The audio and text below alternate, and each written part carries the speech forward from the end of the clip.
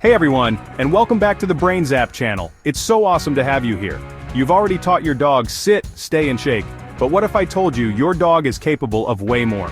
In this 10-minute guide you'll learn advanced training methods, behavior upgrades, and a pro-level diet hack that could change your dog's behavior completely. Let's level up. Get ready to see some amazing transformations. So grab your thinking caps, maybe a few of your dog's favorite treats, and let's get started on this exciting adventure together. Alright, let's kick things off with one of the most important skills you can teach your dog, a rock-solid, super reliable recall. I'm talking about a recall that works even when there are squirrels, other dogs, or a dropped piece of pizza vying for their attention. This isn't just a cool trick, it's a potential lifesaver. Imagine your dog accidentally slips their leash near a busy street. A strong recall can bring them back to safety in an instant. So, how do we build this super recall? We start in a controlled environment, preferably outdoors where there's a bit more space, using a long leash. The long line is your safety net, allowing you to gently guide them if needed, but the goal is for them to choose to come back to you. Now, for the actual cue. Keep it simple and consistent. Use their name to get their attention, followed immediately by your chosen recall word like come or here. Say it in an upbeat, inviting tone. You want to sound like the best party they've ever been invited to. The key here is to only say it once. The magic moment, the second, and I mean they even begin to move towards you, mark that behavior with an enthusiastic yes. This is your verbal marker telling them, that's exactly what I want. Immediately follow that yes with a jackpot reward. This isn't just one small treat, it's a handful of their absolute favorite high-value goodies. Once they're consistently coming to you on the long leash in a quiet area, it's time to gradually start adding distractions. This is where the real proofing happens. Have a friend walk by at a distance, or another calm dog. The goal is to teach your dog that coming back to is always the best possible choice, no matter what else is going on around them. Remember, every successful recall in the face of distraction builds a stronger history of reinforcement. If they hesitate or get distracted, don't get frustrated. Simply use the long line to gently guide them back, and make a mental note to practice with slightly less intense distractions next time. Here's a pro tip that works wonders. When you call your dog, try turning and running away from them a few steps in the opposite direction. This often triggers their natural chase instinct, making them even more eager to come bounding after you. Ultimately, a reliable recall gives your dog more freedom to explore and be a dog, while giving you peace of mind. Next up, we're tackling the place command but with a twist. Teaching your dog to stay on their place even when there's chaos around them. This is an absolute game changer for household manners and creating a calm, well-behaved companion. First, you need to introduce the place. This can be a specific dog cot, a comfortable mat, a folded towel, anything that's clearly defined and portable. To start, lead your dog over to their designated place. You can use a treat to lure them if needed. As soon as all four paws are on the mat or cot, say your cue word, place, in a calm, clear voice. The moment they're on it, mark with yes, and give them a treat. Initially, they might only stay for a second or two, and that's perfectly fine. Gradually increase the duration they stay on the place before you give them the treat, and then release them. Your release word is just as important as the place command. Use a clear, distinct word like break or free, and toss a treat away from the mat to encourage them to get off.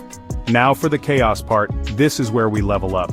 Once your dog understands the basic concept of going to their place and staying for a short period, we begin to add challenges, very gradually. Start with mild distractions, maybe you walk around the room or drop a toy, not too close to them at first.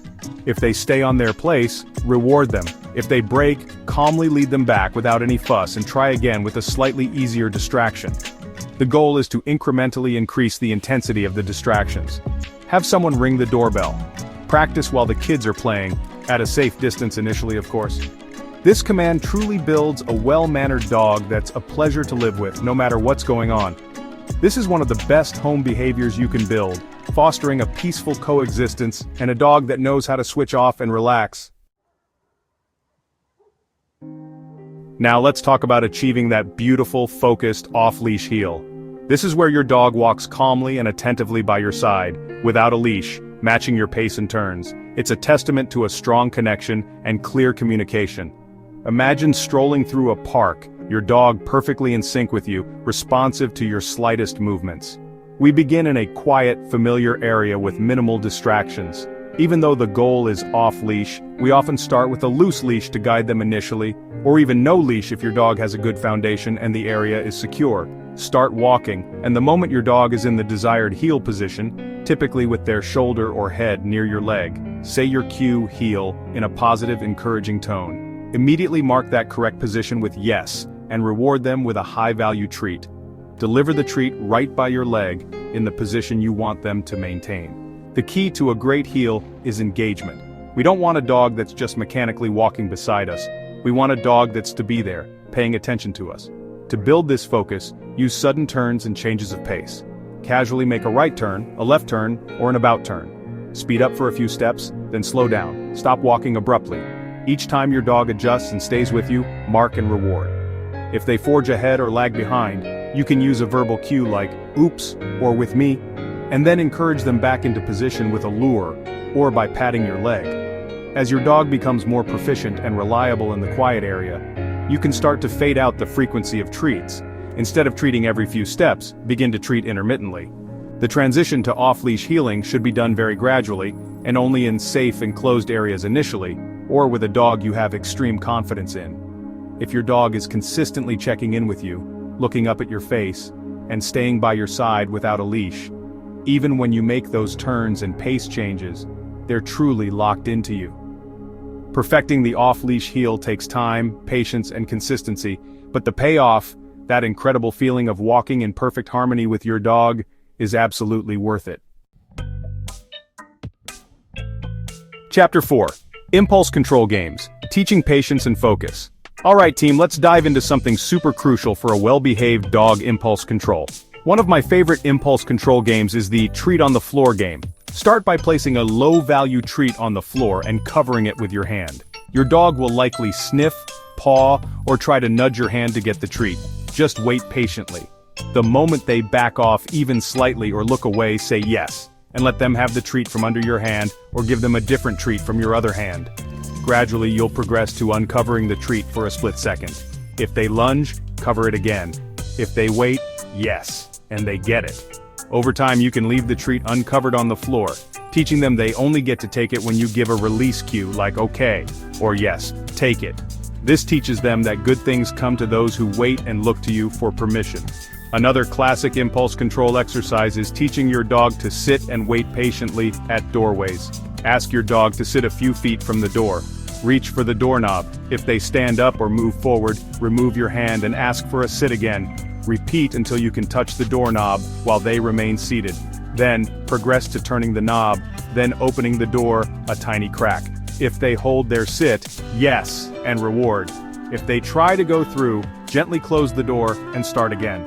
Eventually, you'll be able to open the door fully while they wait patiently for your release cue, like, okay, let's go.